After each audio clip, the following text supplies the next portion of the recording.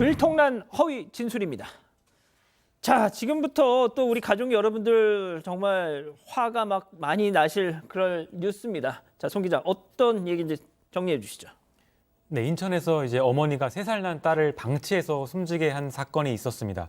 근데 이 어머니가 숨진 딸을 발견하고 119에 신고한 그 음성이 지금 공개가 됐는데요.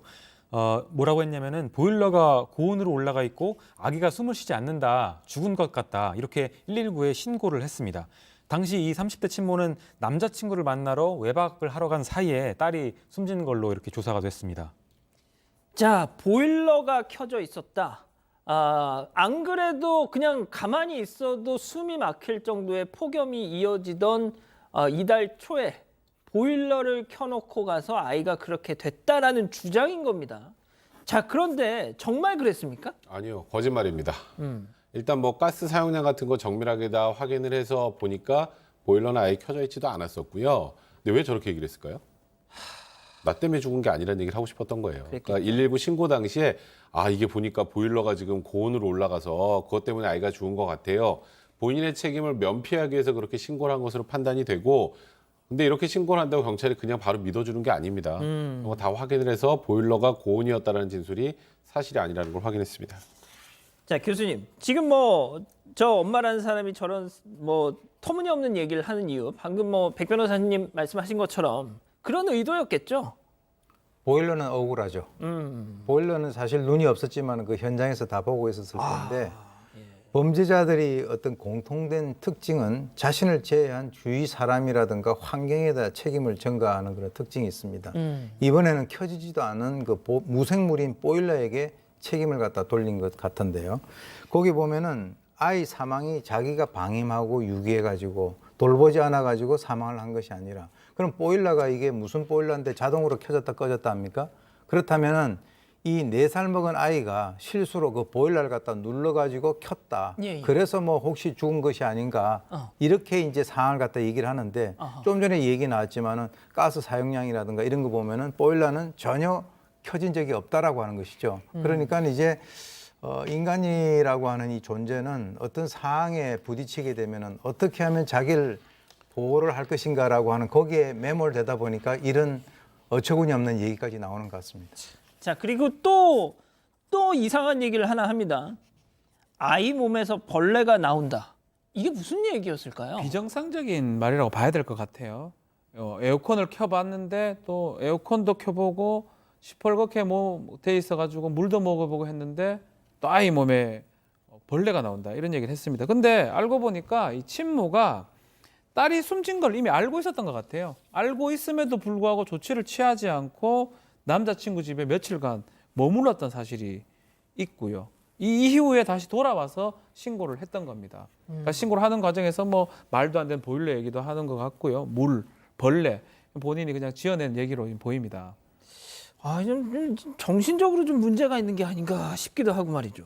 교수님, 이건 벌레 얘기는 또 뭘까요, 이거는? 일단 이제 시신이 부패가 됐으니까 아마 거기에서 여러 가지 어떤 그런 것들이 있을 수도 있는데, 문제는 뭐냐면 방금 말씀하셨던 대로 그 아이가 사망을 하고 난 뒤에 바로 119에 신고를 한 것이 아니라 남자친구 집에 가서 갔어요. 며칠 있었지 않습니까? 네. 그러니까 거기 있으면서 내가 앞으로 상황을 갖다 어떤 식으로 얘기를 갖다 할까라고 나름대로 구상을 갖다 한 것 같아요. 그런데 본인이 이미 사망을 한 것을 알고 거기를 떠났는데 갑자기 물도 먹여본다든지 에어컨도 킨다든가 이런 얘기를 갖다가 할 수 없는 상황이잖아요. 그러니까 본인이 어떤 그 구상을 해가지고 나름대로 어떤 얘기를 해야 되겠다라고 생각을 했는데 앞뒤가 전혀 맞지 않는 그런 얘기를 갖다 하고 있는 것이죠.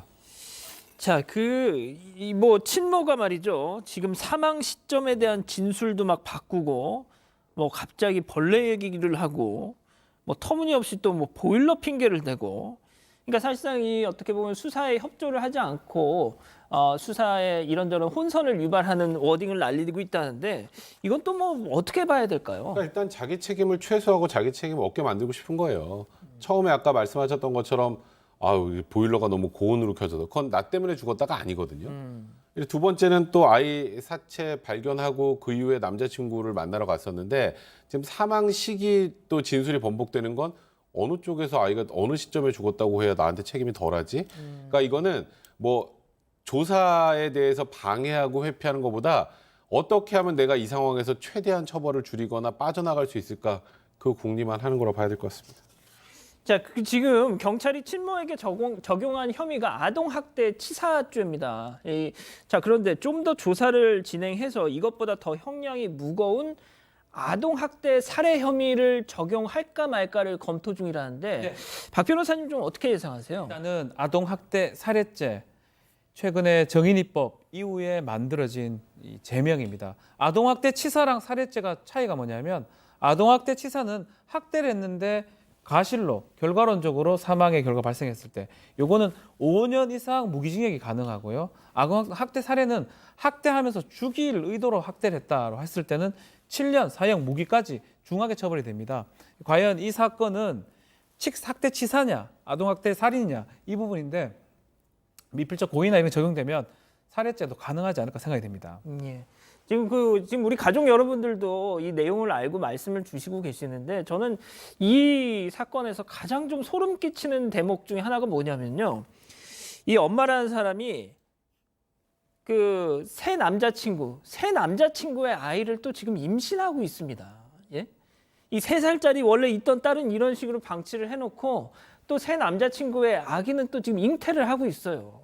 교수님 이건 도대체 어떻게 설명을 해야 돼? 지금 그걸 가지고 우리 가족 여러분들도 너무 소름 끼친다고. 그 지난번에 우리가 다뤘던 그 경북 구미에서 있었던 그 사건하고 굉장히 유사합니다.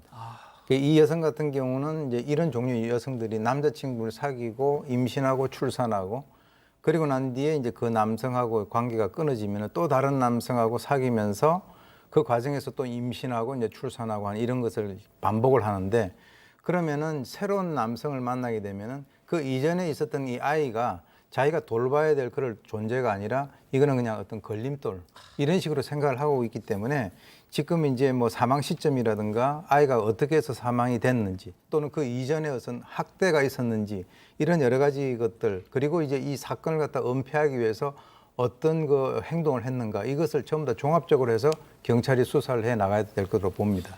알겠습니다. 자, 오늘 인물 여기까지 정리하고요.